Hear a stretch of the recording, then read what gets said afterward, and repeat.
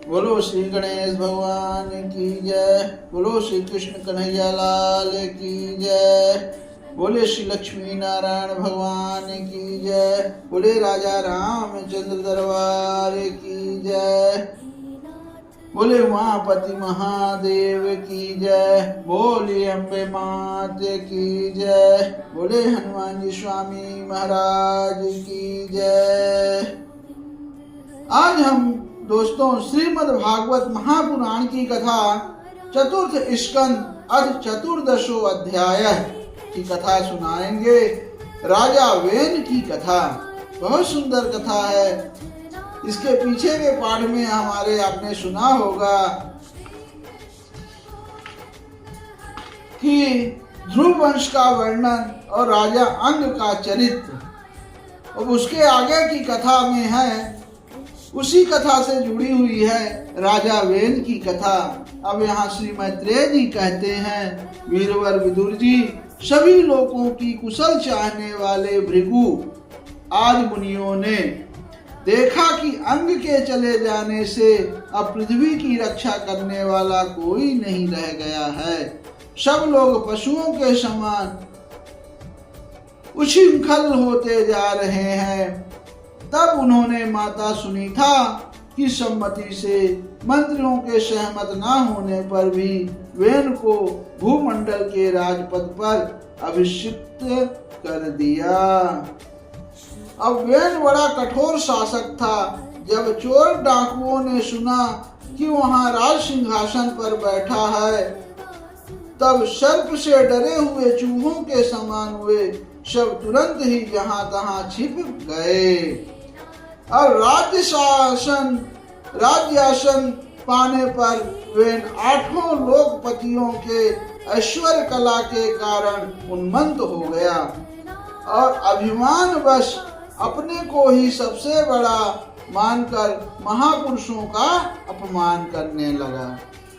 वह ऐश्वर्य मद से अंधा हो रथ पर चढ़कर निरंकुश गजराज के समान पृथ्वी और आकाश को कपाता हुआ सर्वत्र विचरने लगा। कोई भी द्विजाति वर्ण का पुरुष कभी किसी प्रकार का यज्ञ, दान और हवन ना करे। अपने राज्य में वह ढिंढोरा पिटवाकर उसने सारे धर्म कर्म बंद करवा दिए। अब दुष्ट वेन का ऐसा अत्याचार देख सारे ऋषि मुनि एकत्र हुए और संसार पर संकट आया समझकर करुणावश आपस में कहने लगे, अहो, जैसे दोनों और जलती हुई लकड़ी के बीच में रहने वाला चींटी आदि जीव महान संकट में पड़ जाते हैं, वैसे ही इस समय सारी प्रजा एक ओर राजा के और दूसरी ओर चोर डाकुओं के अत्याचार से महान संकट में पड़ रही है। हमने अराजकता के भय से ही अयोग्य होने पर भी वेन को राजा बनाया था, किंतु अब उससे भी प्रजा को भय हो गया। ऐसी अवस्था में प्रजा को किस प्रकार सुख शांति मिल सकती है। सुनीता की कोख से उत्पन्न हुआ यह वेन स्वभाव से ही दुष्ट है, परंतु सांप को दूध पिलाने के समान इसको पालना और पालने वालों के लिए अनर्थ का कारण हो गया। हमने इसे प्रजा की रक्षा करने के लिए नियुक्त किया था, यह आज उसी को नष्ट करने पर तुला हुआ है। इतना सब होने पर भी हमें इसे समझना अवश्य चाहिए। ऐसा करने से इसके किए हुए पाप हमें स्पर्श नहीं करेंगे। हमने जानबूझकर दुराचारी वेन को राजा बनाया था, किंतु यदि समझाने पर भी यह हमारी बात नहीं मानेगा तो लोक के धिक्कार से दग्ध हुए इस दुष्ट को हम अपने तेज से भस्म कर देंगे। ऐसा विचार कर मुनि लोग वेन के पास गए और अपने क्रोध को छिपाकर उसे प्रिय वचनों से समझाते हुए इस प्रकार कहने लगे। अब मुनियों ने कहा, राजन,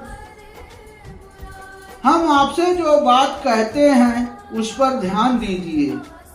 इससे आपकी आयु, श्री, बल और कीर्ति की वृद्धि होगी। तात, यदि मनुष्य मन, वाणी, शरीर और बुद्धि से धर्म का आचरण करे तो उसे स्वर्गादि शोक रहित लोकों की प्राप्ति होती है। यदि उसका निष्काम भाव हो तब तो वही धर्म उसे अनंत मोक्ष पद पर पहुंचा देता है। इसलिए वीरवर, प्रजा का कल्याण रूप वह धर्म आपके कारण नष्ट नहीं होना चाहिए। धर्म के नष्ट होने से राजा भी ऐश्वर्य से च्युत हो जाता है।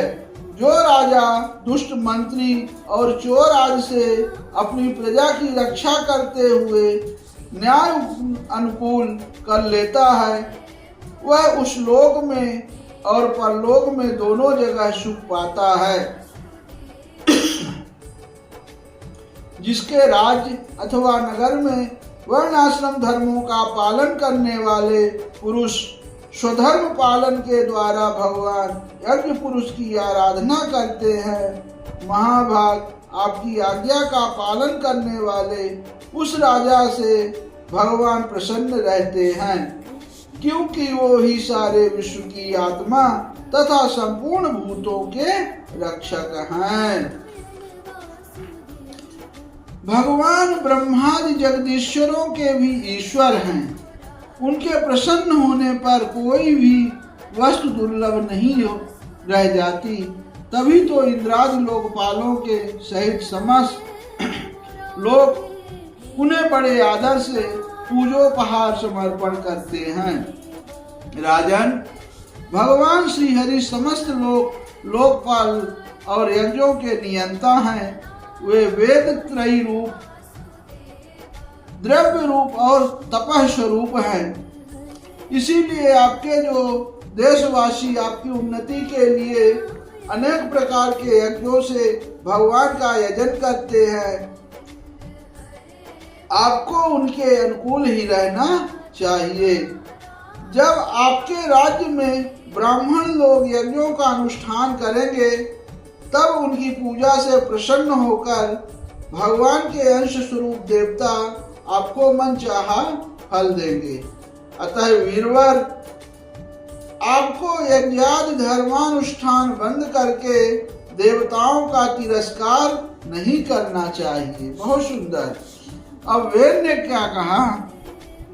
राजा वेद ने क्या कहा? तुम लोग बड़े मूर्ख हो, खेद है, तुमने अधर्म में ही धर्म बुद्धि कर रखी है। तभी तो तुम जीविका देने वाले मुझ साक्षात पति को छोड़कर किसी दूसरे जारपति की उपासना करते हो। जो लोग मूर्खतावश राजा रूप परमेश्वर का अनादर करते हैं, उन्हें ना तो इस लोक में सुख मिलता है और ना परलोक में ही।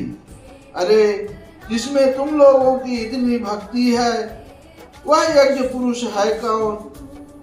यह तो ऐसी ही बात हुई जैसे उल्टा स्त्रियां अपने विवाहित पति से प्रेम ना करके किसी पर पुरुष में आसक्त हो जाएं।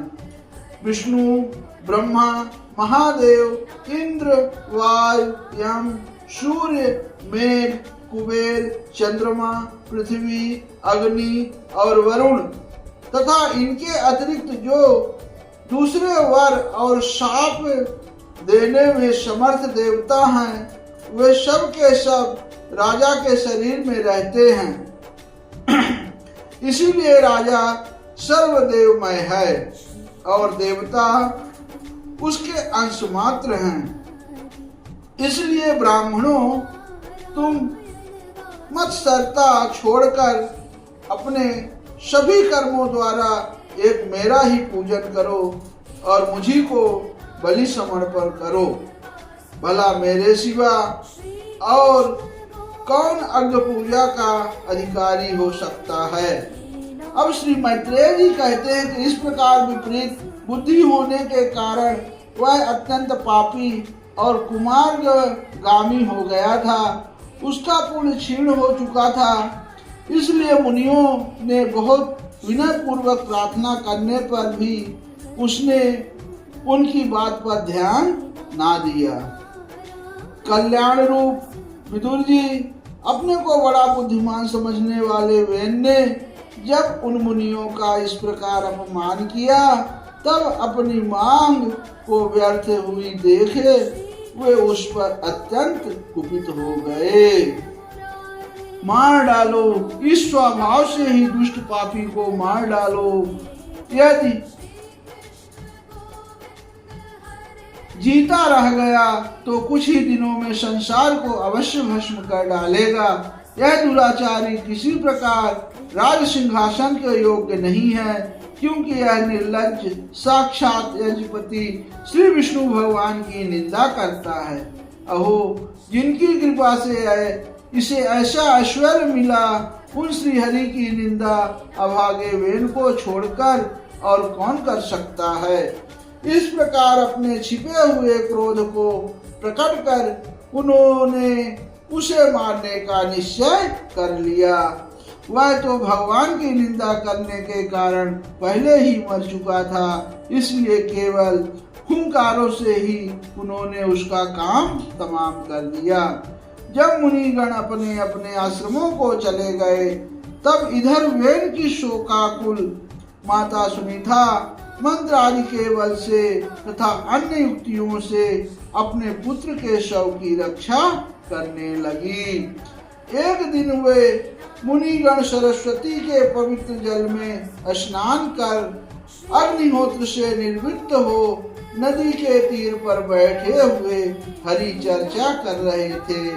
उन दिनों लोगों में आतंक फैलाने वाले बहुत से उपद्रव होते देखकर वे आपस में कहने लगे कि आजकल पृथ्वी का कोई रक्षक नहीं है, इसलिए चोर डाकुओं के कारण उसका कुछ अमंगल तो नहीं होने वाला है।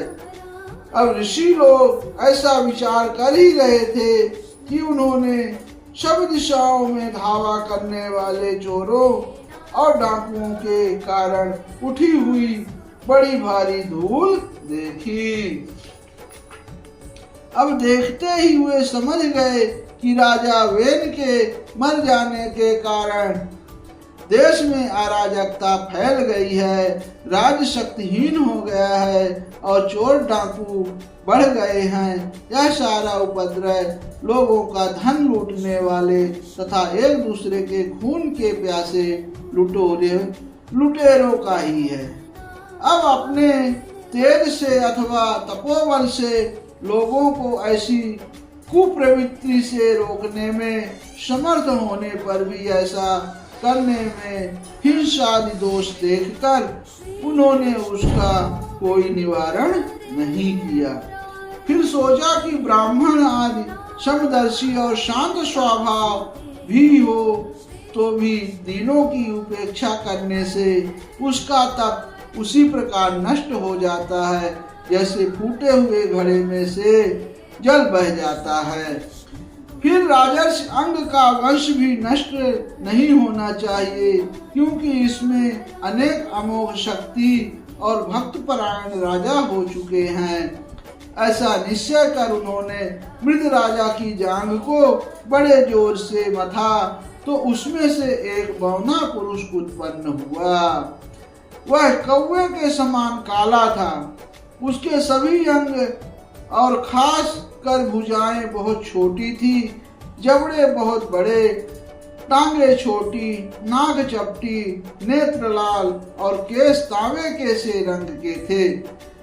उसने बड़ी दीनता और नम्र भाव से पूछा कि मैं क्या करूं? तो ऋषियों ने कहा, निषिद्ध यानी बैठ जा। इसी से वह निषाद कहलाया। अब उसने जन्म लेते ही राजा वेन के भयंकर पापों को अपने ऊपर ले लिया। इसीलिए उसके वंशधर नैषाद भी हिंसा, लूटपाट या पाप कर्मों में रत रहते हैं। अतः वे गांव और नगर में न टिककर वन और पर्वतों में ही निवास करते हैं। कथा कैसी लगी दोस्तों? अब आगे की हम कथा आपको पंचमों अध्याय में महाराज पृथु का आविर्भाव और राज्याभिषेक वो कथा सुनाएंगे। इत श्रीमद्भागवते महापुराणे पारमहंस्यां संहितायां चतुर्स्कंधे पृथु चरित्रे निस्सादोन्नपतिर्नामं चतुर्दशोऽध्यायः समाप्तः। बोले श्री विष्णु भगवान की जय।